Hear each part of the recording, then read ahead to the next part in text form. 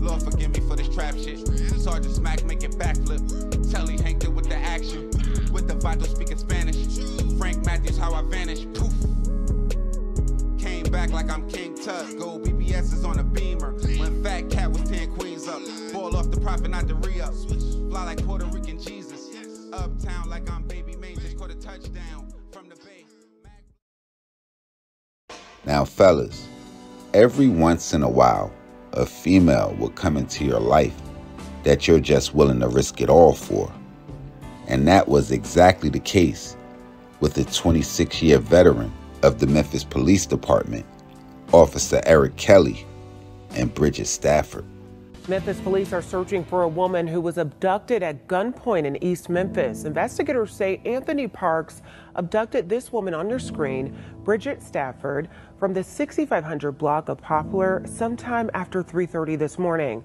Police say Parks had a black semi-automatic handgun and fired several shots.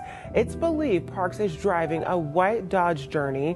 If you see Parks or Stafford, call Memphis police. Homicide suspect, Bridgett Stafford. It involved the kidnapping, torture, and murder in 2017 of a 60-year-old chemist from Little Rock, a case Kelly was investigating. Kelly is on a list of more than a dozen law enforcement officers being investigated by the DA's office for misconduct. He and Green traveled to Montgomery, Alabama to interview a murder suspect, but riding shotgun on the taxpayer-funded trip was another murder suspect in an unrelated case, Bridgett Stafford. Racy text revealed Kelly had a sexual relationship with Stafford. He gave her money and bought her weed. Stafford told police she had marijuana Kelly purchased in the car during the trip and smoked with Green's wife before leaving. He digs deeper into the recent arrest of Bridgett Stafford. That's the woman whose inappropriate relationship with a Memphis homicide detective forced him to retire. Stafford was arrested after police found her in her home guns and drugs. Now, Fox 13's Greg Coy first reported this story last night. Greg, Stafford is in jail tonight. She is now, but she's going to have a court hearing tomorrow on these new charges that her defense attorney didn't even know about until I told him. U.S. Marshals and the multi-agency gang unit served a warrant Thursday at a home that law enforcement had been warned it was a drug house and the people inside had weapons. Inside, they found 3 men and Bridgett Stafford. According to the affidavit, authorities found syringes, marijuana, and pot-smoking paraphernalia. In a bedroom, they found Stafford with a man wanted by U.S. Marshals. According to the affidavit, officers searched her purse and found meth, weed, and prescription pills. They also found a loaded gun with a pink grip. According to the document, officers also found 2 other weapons.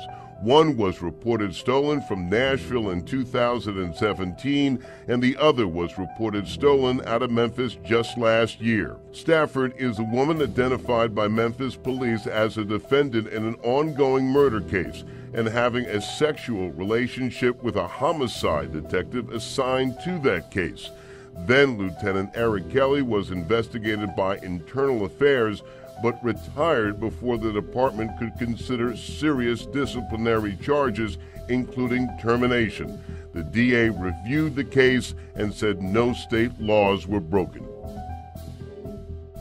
I emailed the Memphis Police Department to find out about that gun that was found in that home with Stafford that was reported stolen out of Memphis. Haven't heard back from them yet about that particular weapon.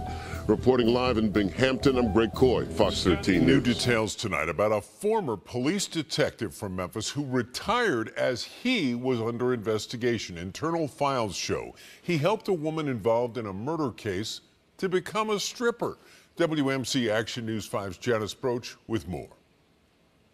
Bridgett Stafford is the woman at the center of a police internal investigation into a former Memphis police homicide detective, Eric Kelly.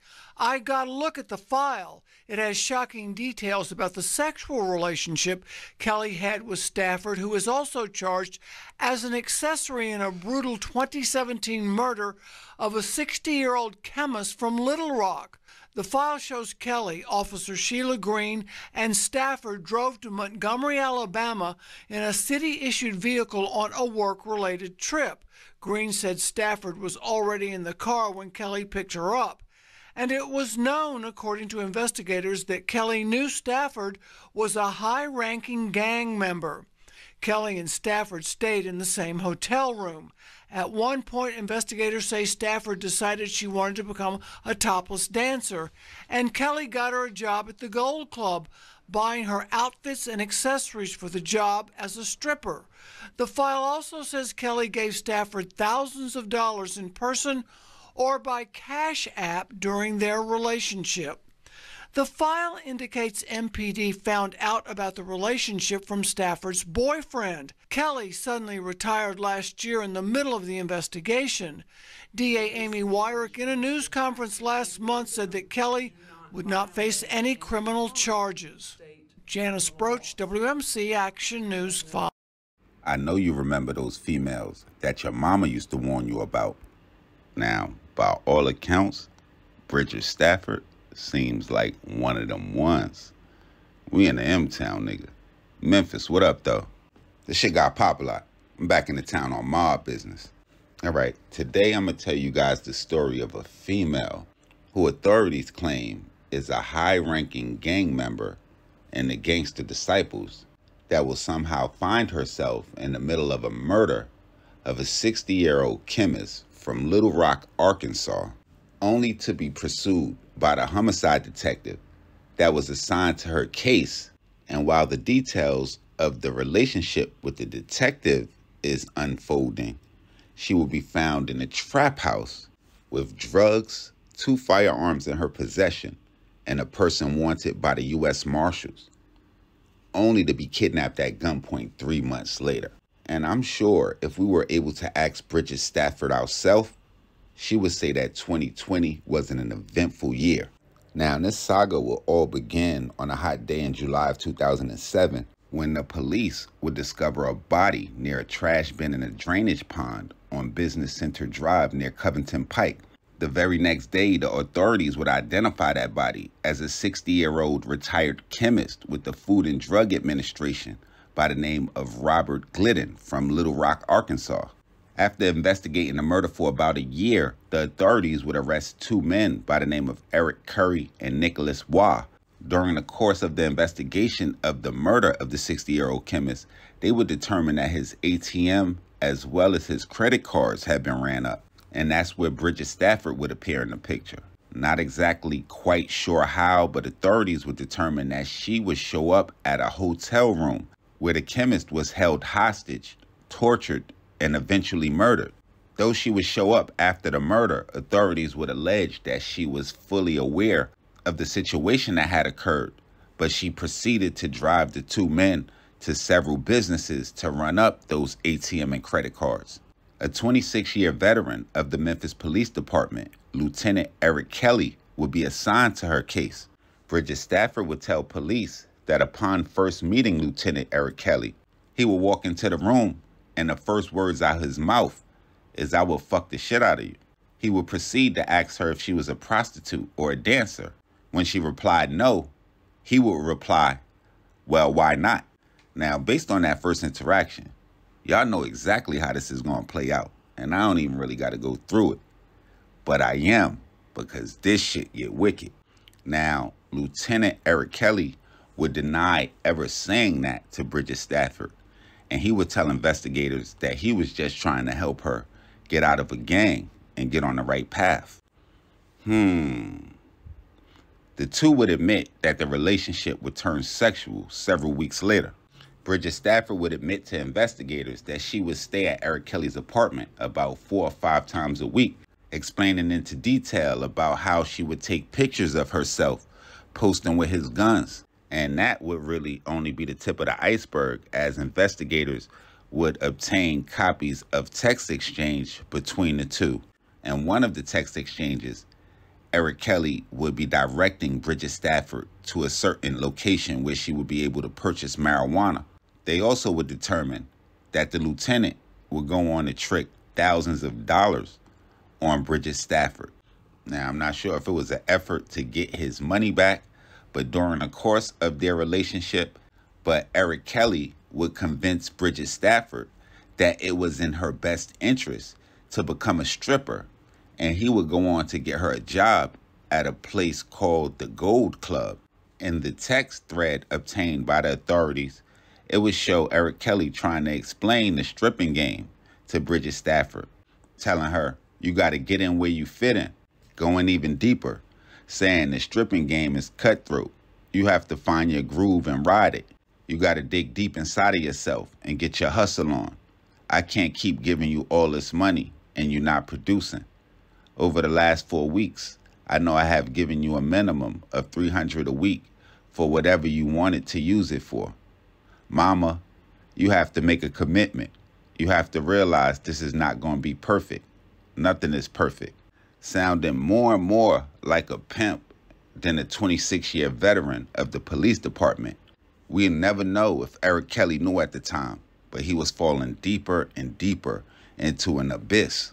The relationship would last several months, and at one point, Eric Kelly would take Bridgett Stafford on a city-funded trip to Montgomery, Alabama, while the officers were on their way to interview another suspect in an unrelated murder case.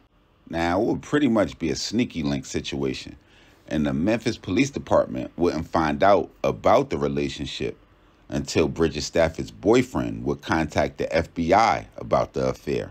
About a month after the sexual relationship would come to light, Bridgett Stafford would be arrested in a known drug house with a man wanted by the U.S. Marshals and in possession of 2 firearms, one of which had been recently stolen, as well as a slew of narcotics.